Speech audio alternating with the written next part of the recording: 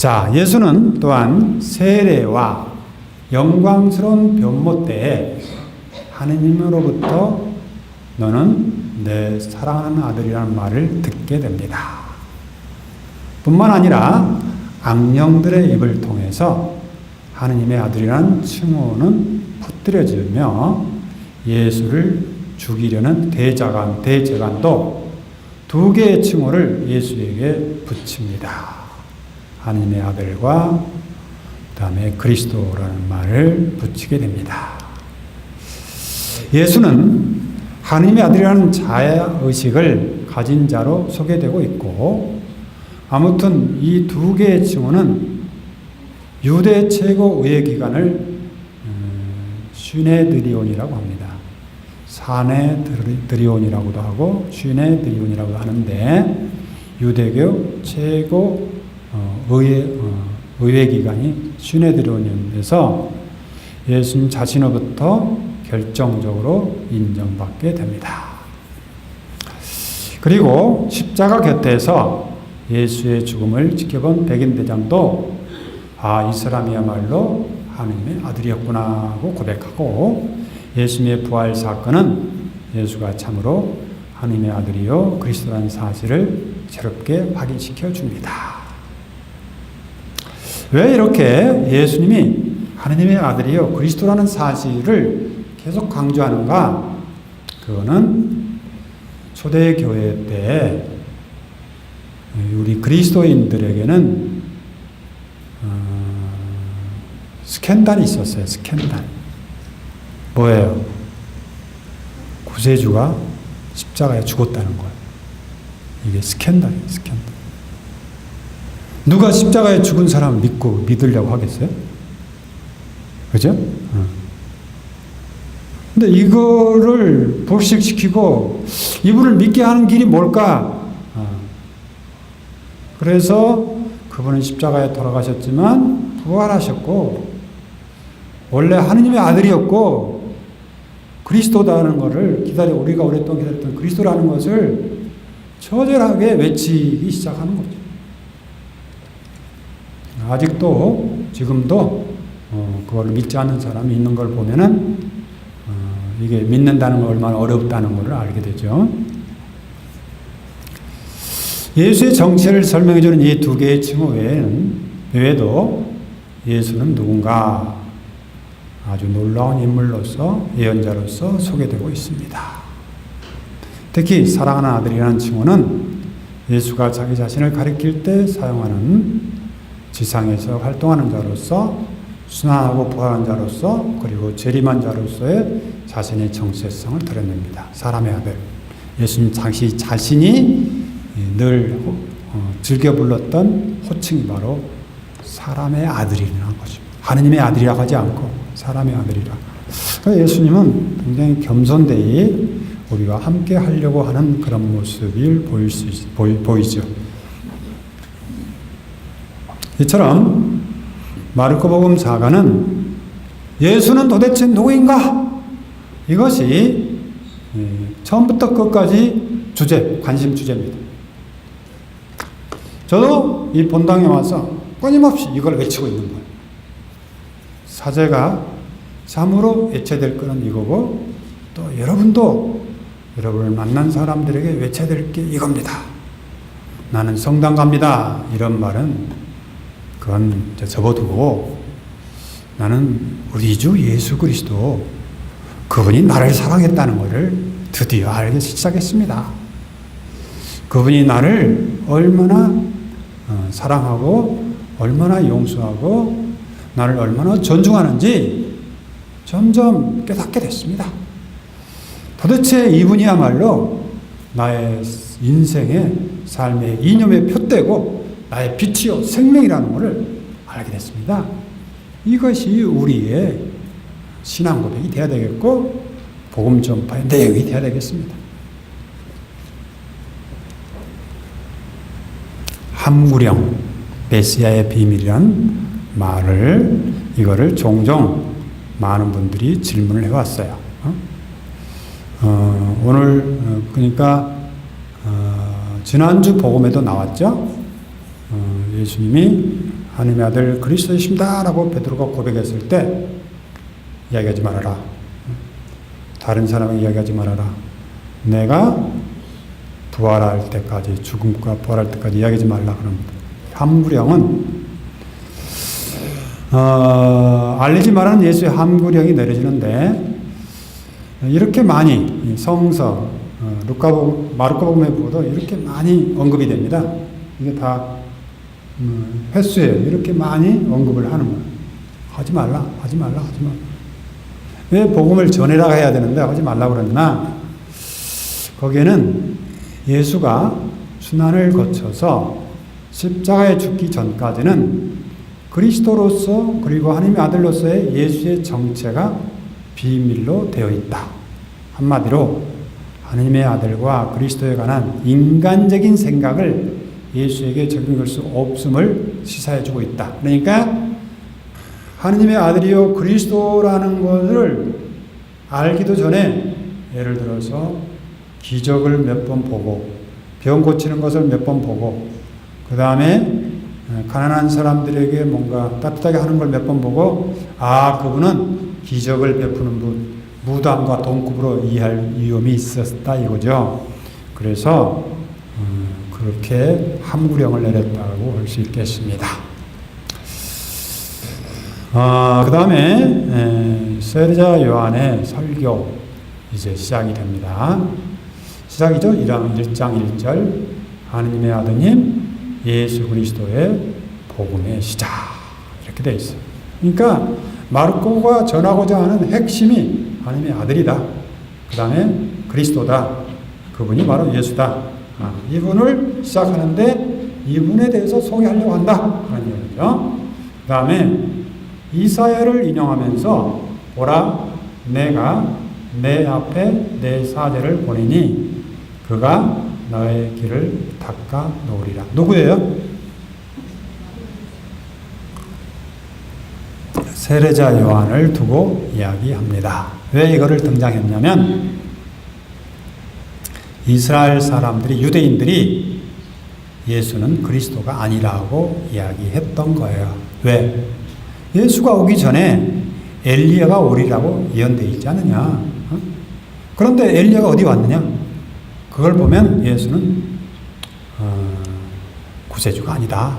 메시아가 아니다 하고 이야기해서 우리 초대교회 때는 이 문제를 풀려고 고심을 하다가 보니까 세례자 요한이 그 역할을 했다고 믿고 그거를 이사야 예언자를 도입해서 이렇게 이야기하고 있는 것입니다. 광야에서 외치는 이의 소리, 세례자 요한의 이야기예요. 너희는 주의 길을 마련하여라. 그분의 길을 곱게 하여라.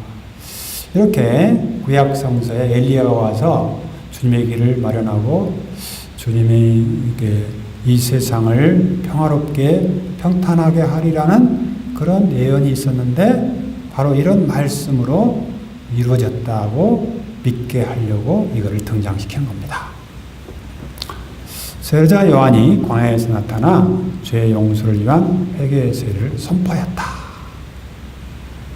그리하여 유다 온 지방 사람들과 예루살렘 주민들이 모두 그에게 나아가 자기 죄를 고백하며 요르단강에서 그에게 세례를 받았다. 요한은 낙타 털옷을 입고 허리에 가죽들을 두르면서 메뚜기와 돌꿀을 먹고 살았다. 그렇게 선포했다. 나보다 더 큰 능력을 주신 분이 내 뒤에 오신다. 나는 몸을 굽혀 그분의 신발끈을 풀어드릴 자격조차 없다. 나는 너희에게 물로 세를 베풀지만 그분께서는 너희에게 성령으로 세를 베푸실 것이다. 자, 그러니까 초창기의 그리스도인들은 아주 소수 종교였어요. 그러니까 신흥 종교, 아주 소수 유대인들의 속에서 신흥 종교. 그러니까 유대인들이 무시해 버렸거든요.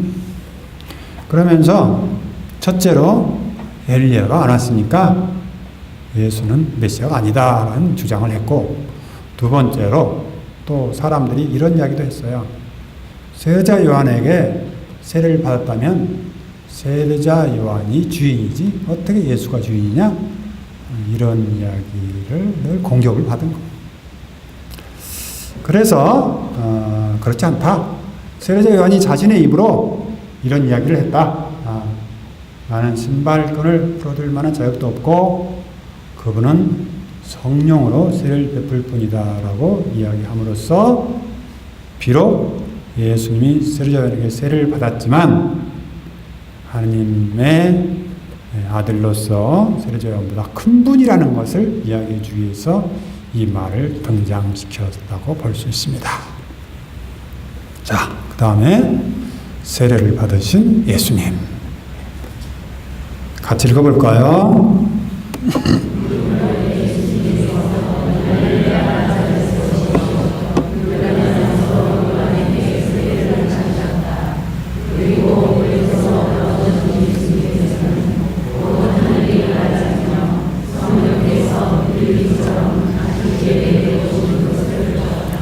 네, 여기서 이제 세례자 요한을 이제 마태복음에 보면은 세례자 요한의 이야기가 굉장히 길게 나와요. 그런데 마르코복음은 아주 짧게 상황 묘사만 하고 있는 거죠. 여기서 이제 세례자 요한의 시대는 갔고 이제 예수님이 세례를 받으면서 이제 당신의 시대가 열리게 되는 건데요. 그 무렵에 예수님께서 갈릴레 나자렛에서 요르단에서 세례를 받으셨다. 누가 세례 줬어요? 요한이 안 나오죠. 마르코복음은 의도적으로 요한을 빼버린 거예요. 그러니까 요한에게 세례를 받았으니까 예수님은 요한의 제자다. 이런 이야기가 들려서 의도적으로 빼버린 거예요. 그런데 마태복음과 루카복음에 그게 들어가 있어요. 그러니까 마르코복음은 70년경에 써졌고 그 다음에 루카복음, 마태복음은 언제 써졌다고 그랬어요? 10년 후, 80년, 90년 써졌었죠? 그러니까 10년 사이에 예수님이 세례자 요한의 제자라는 그 생각을 극복해버린 거예요. 그러니까 굳이 세례자 요한을 세례 줬다고 해도 흔들리지 않아요.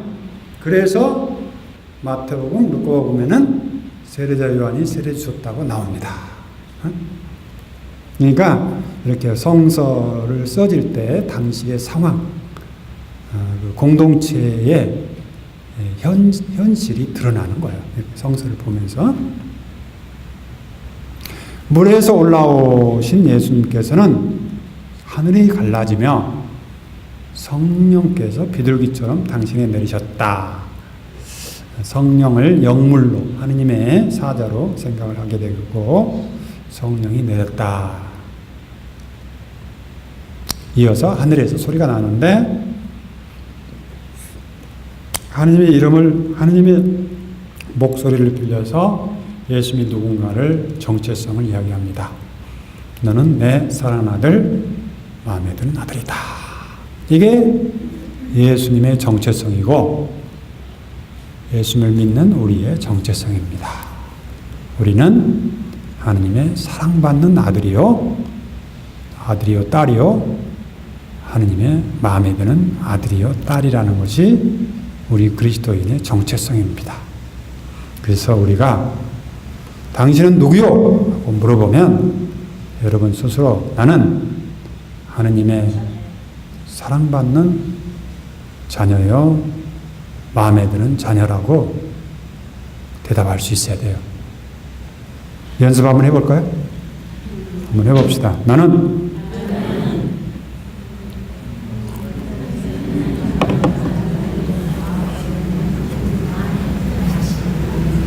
다시 나는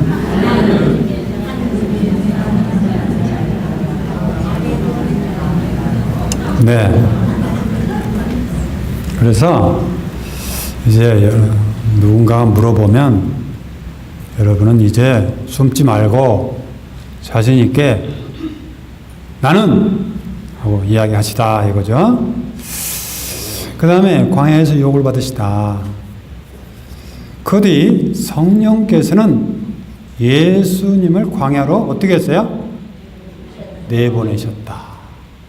그러니까 성령이 예수님 광야로 나가기 싫어하는 것을 아시고 끌고 가는 거예요. 어떻게 보면 광야는 즐거움이 없는 곳이죠. 모든 것이 풀포기가 없는 광야는 광야죠. 그런 광야에 내보내져서 오직 하나님과의 만남을 갖게 했다는 것이죠. 그런데 예수님께서는 광야에서 40일 동안 사탄에게 유혹을 받으셨다. 누가복음과 마르코복음에는 그 유혹의 내용이 나오는데 여기서는 그냥 받으셨다고 나옵니다. 또한 들증섬과 함께 지내셨는데 천사들이 그분의 시중을 들었다. 그러니까 사탄의 유혹을 받았지만 늘 하느님은 성부 하느님에게 충실했다 그런 뜻입니다. 하느님에 충실해서 천사를 통해서 들리는 하느님의 목소리를 따라 살았다 그런 얘기죠. 그 다음에 예수님의 갈릴리 전도가 시작됩니다. 요한이 잡힌 뒤에 예수께서는 갈릴리아로 가시어 하느님의 복음을 선포하시며 이렇게 말씀하셨다. 때가 차서 하느님 나라가 가까이 왔다.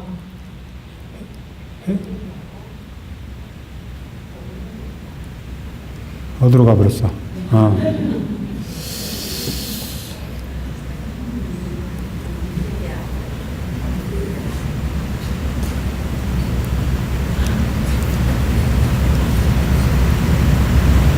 복음을 선포하며 회개하고 복음을 믿어라. 그죠? 그러니까 예수님이 복음 전파하는 핵심 내용은 기쁜 소식. 누구예요? 예수 그리스도를 믿어라. 그것입니다. 그 다음에 예수님이 어부 네 사람을 부른 거죠. 같이 읽어볼까요? 예수님께서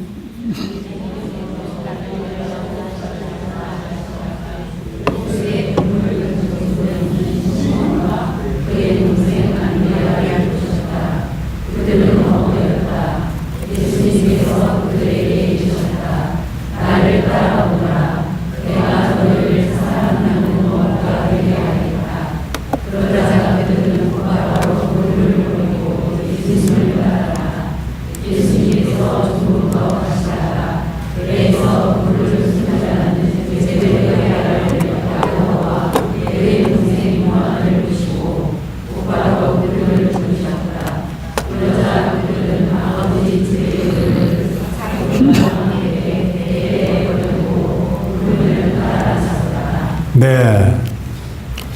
첫 번째 부르심입니다. 자, 부르심이 뭔가를, 이게 부르심, 성소라고 볼 수 있죠.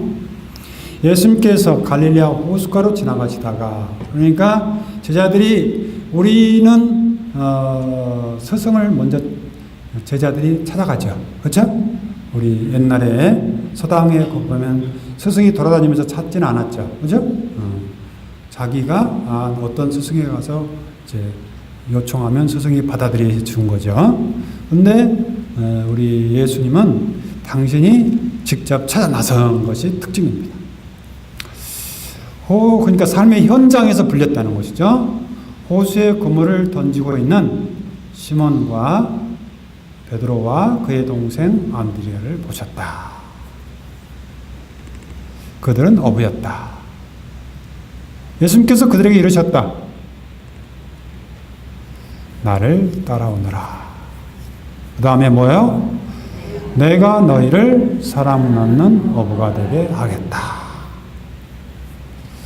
이 한마디에 그들은 곧바로 그물을 버리고 생계를 아버지를 다 버리고 예수님을 따랐다.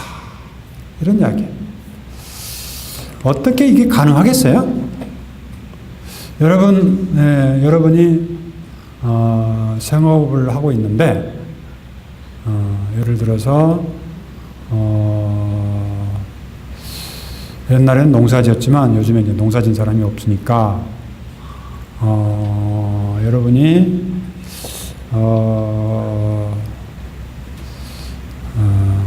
마트 아들하고 마트를 시작했어. 그렇죠? 근데 예수님이 뭘 사러 왔다가 사는 걸 멈추시고 자세히 보신 다음에 너는 나를 따르라 그러면 마트를 딱 접고 주님을 따르겠어요? 그러니까 이거는 굉장히 극적인 이야기들이죠. 그렇죠? 어떻게 이렇게 할 수 있을까? 여기서 복음서 저자는 예수님이 얼마나 권위적인가를 이야기해주고 있는 거예요. 이 한마디에 그 한마디가 이 사람들의 존재를 움직여버린 거죠. 지금까지 내가 의지하고 살았던 이 생계보다 더 중요한 메시지를 드렸다는 이야기죠. 나를 따라오너라 내가 너희를 사람 어부가 되게 하겠다는 이 말씀이 자기 생을 움직이는 거죠. 어떻게 보면 성소란 이런 것이잖아요. 저도 그런 경험이 있죠.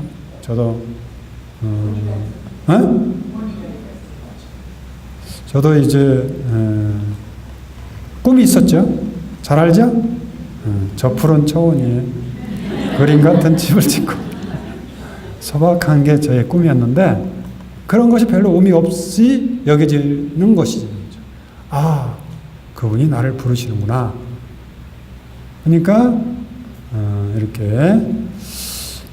나의 소박한 꿈이 별로 의미가 없어지는 거예요. 그분이 나를 부르시는구나. 그래서 모든 것을 버리고 그분을 따르는 것이죠. 그 다음에 예수님께서 조금 더 가시다가 배에서 그물을 손질하는 제베데오의 아들 야고보와 그의 동생 요한을 보시고 곧바로 그들을 부르셨다. 그러자 그들은 아버지 제베데오를 싹군과 함께 배에 버려두고 그분을 따라 나섰다.